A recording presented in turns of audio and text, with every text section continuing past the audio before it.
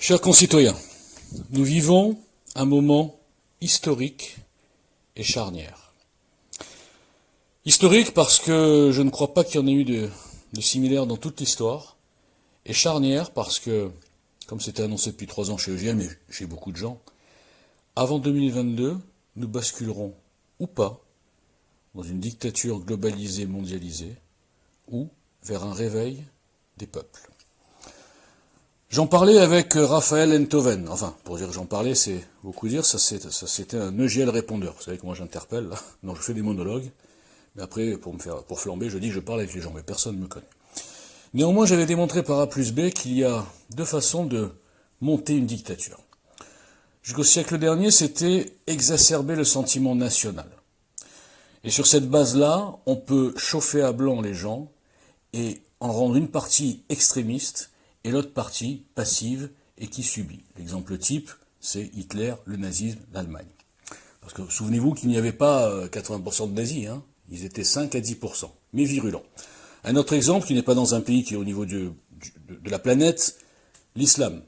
Les extrémistes sont peut-être 5%, 10% maximum, mais ils font leur loi. Et ils tétanisent les passifs.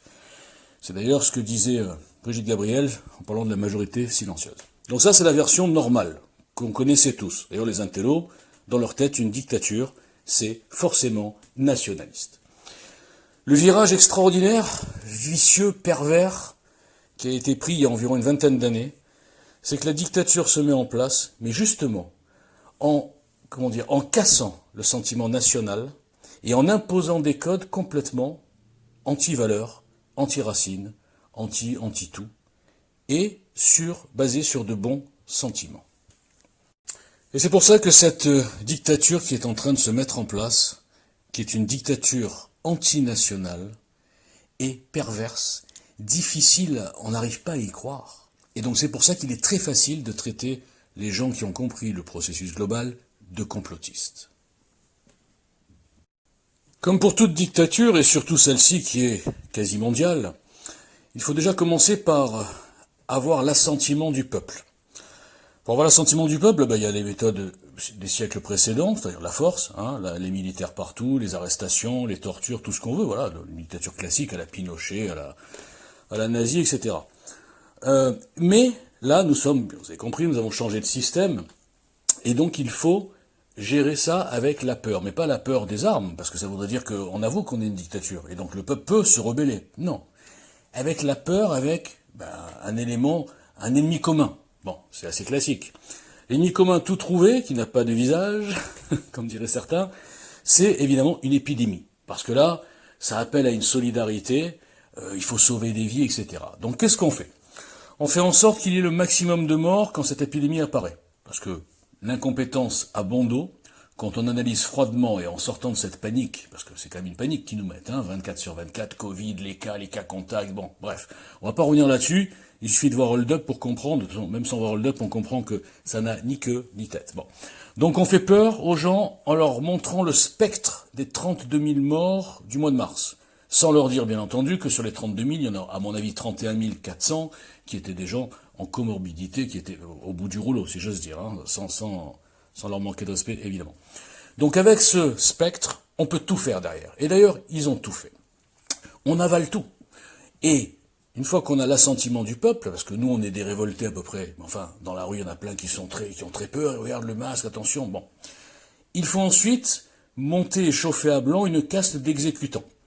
Et là, j'en arrive au sujet, les forces de l'ordre, les petits fonctionnaires, tous les gens qui d'un coup se sentent investis d'une mission quasi divine de sauvetage de la nation et qui lui viennent virulents, qui font du zèle. Tous ces gens qui ont été frustrés pendant des années qu'on leur donne des ordres de repli face aux vrais racailles, aux vrais délinquants, aux gens qui les insultent, ils se vengent avec des petites amendes sur des gens normaux qui marchent dans la rue, ils n'ont pas leur masque sur le nez, etc. Et ces gens-là, on va en parler. Parce que là, tout peut se réparer, si j'ose dire. Alors pourquoi je parle de cette expérience de Milgram, qui dit tout, qui parle du zèle de ces outils en question. L'expérience de Milgram, renseignez-vous, c'est pour tester le degré d'obéissance, c'est quelque part de soumission à l'autorité de l'humain au sens large.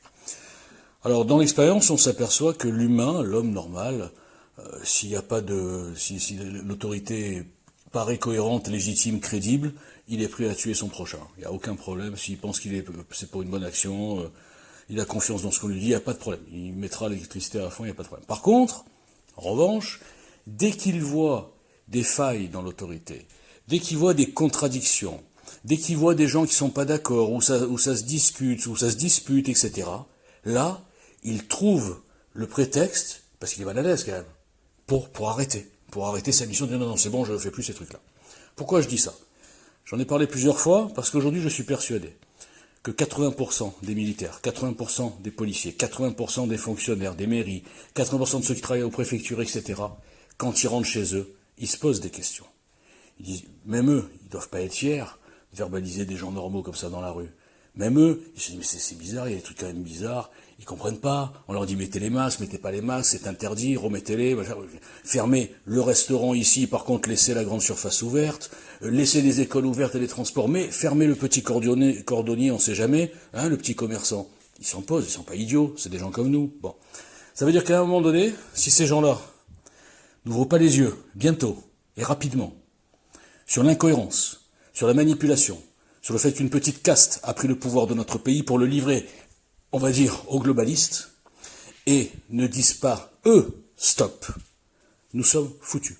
Nous ne pourrons résister, nous ne pourrons nous lever, nous ne pourrons reprendre les commandes, nous le peuple, que grâce aux forces de l'ordre et à l'armée et à tous ces gens qui sont pour l'instant encore un peu avec du zèle. Et c'est pour ça qu'on devra, enfin quand je dis nous devrons, c'est au sens large, mais on y travaille, vous inquiétez pas, leur démontrer tout ça, et remonter même jusqu'à la Constitution qui n'est plus valide.